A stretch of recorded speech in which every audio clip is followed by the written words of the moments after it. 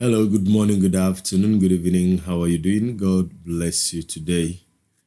I want to say happy weekend to you in advance. And I want to believe that this video meets you well. Thank you very much. I greet each and every one of you. And so I just want to report this as it is and then have one or two inputs. A Redeemed Christian Church of God pastor has just been sentenced to 2 years imprisonment for issuing a dot check to the tune of $1.6 million. I'll be back. Hey, hello. I want to plead that you watch this video till the end. If you don't watch till the end, you will misunderstand what I am talking about in this video. Thank you and God bless you.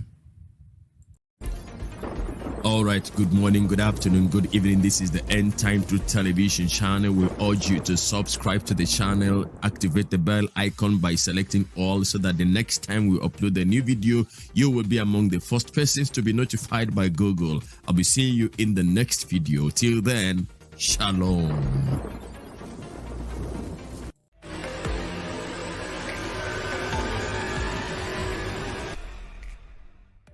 The story has it that Pastor Ayodeji Ibrahim Olokun, an assistant pastor of the Redeemed Christian Church of God, City of David Parish, Victoria Island, Lagos, has been convicted and sentenced to 2 years imprisonment.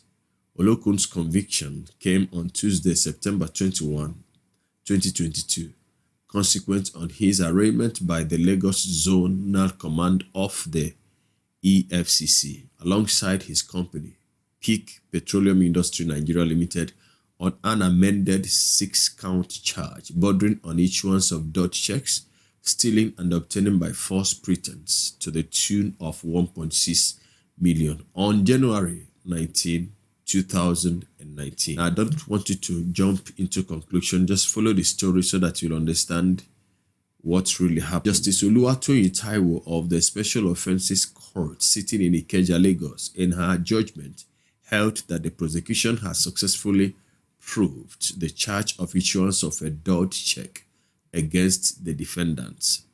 Taiwo, however, discharged and acquitted the defendants of stealing and obtaining money under false pretenses. So this was struck out because it doesn't hold water.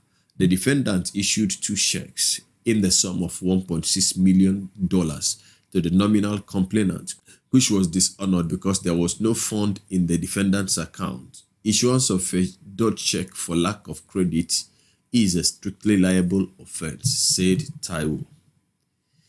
If the defendant was truly expecting some money till the end of July 2014 as claimed by him, he would have waited till he received the money before issuing the check on June 24, 2014. The judge said the first defendant knew all of this and still went ahead to issue the check, dated June 24, 2014. It is hereby in the view of this court that the defendant was deliberate in issuing the dot check. He is hereby found guilty of counts 1 and 2 of issuance of dot check. The defendants, however, are discharged and acquitted of stealing and obtaining money under false pretenses as the prosecution failed to establish the facts against them, she said. The judge thereafter sentenced the first defendant to 2 years in prison or payment of a fine of 2 million naira and the second defendant to a fine of 2 million naira. She ordered the convict to make restitution of $1.6 million to the nominal complainant within 18 months.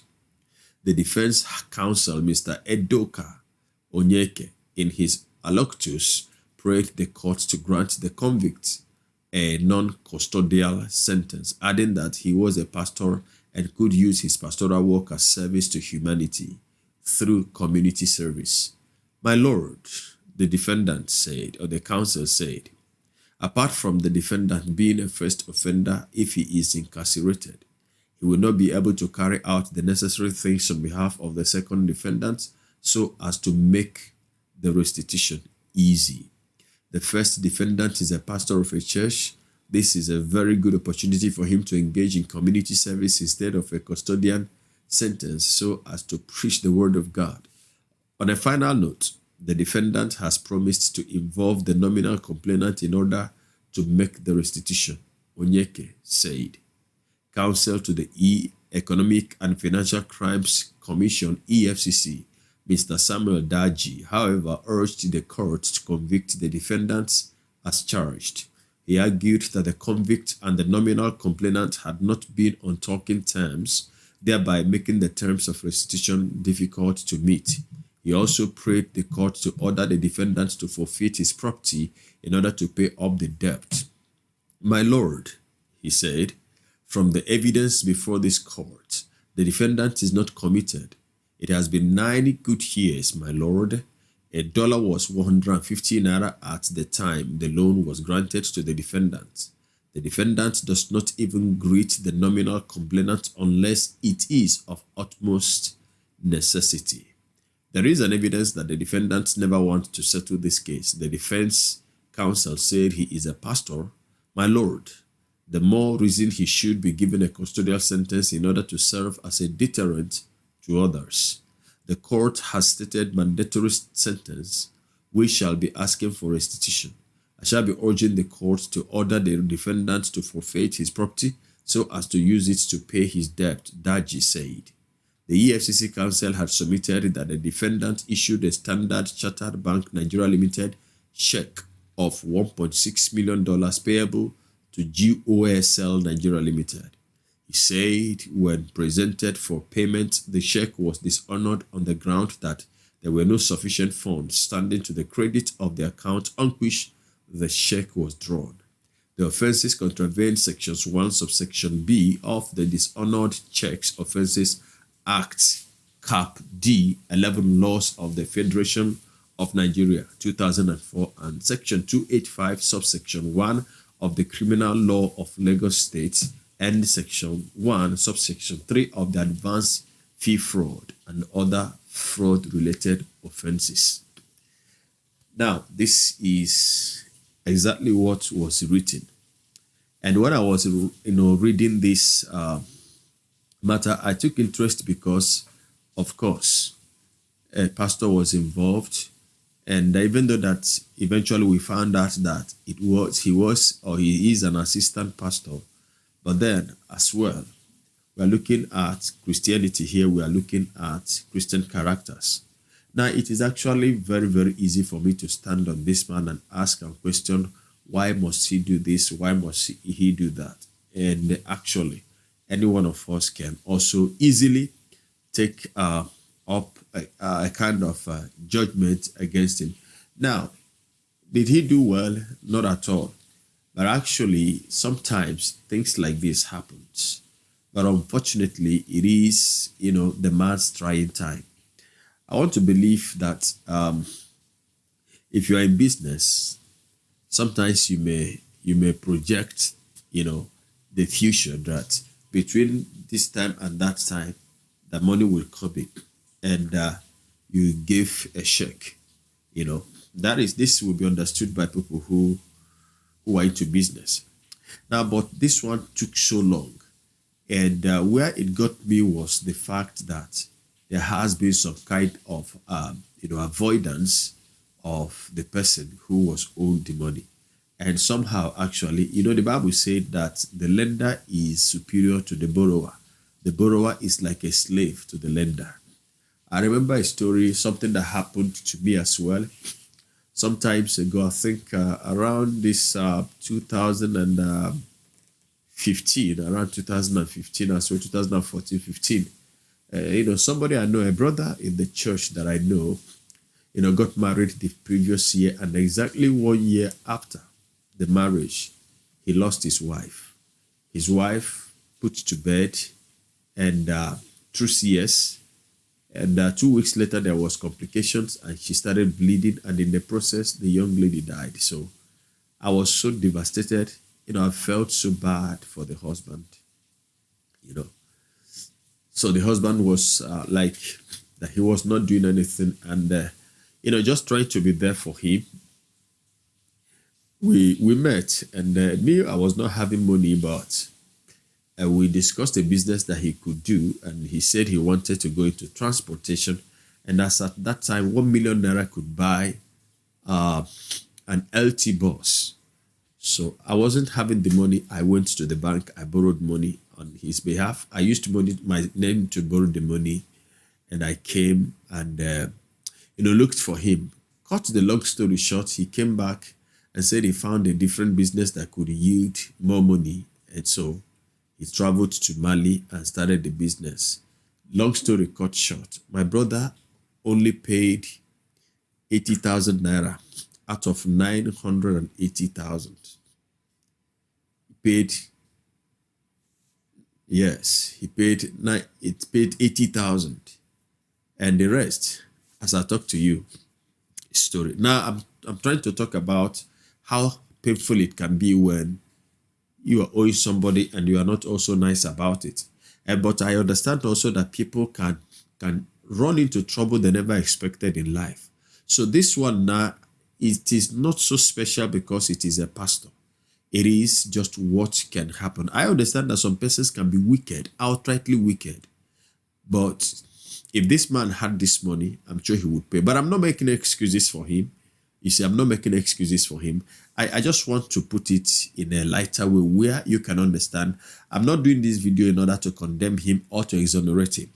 Now, so the brother, was coming back and forth. He will promise.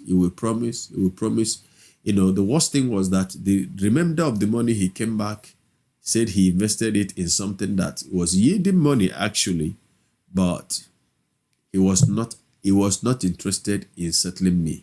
He just wanted to make the money big like that.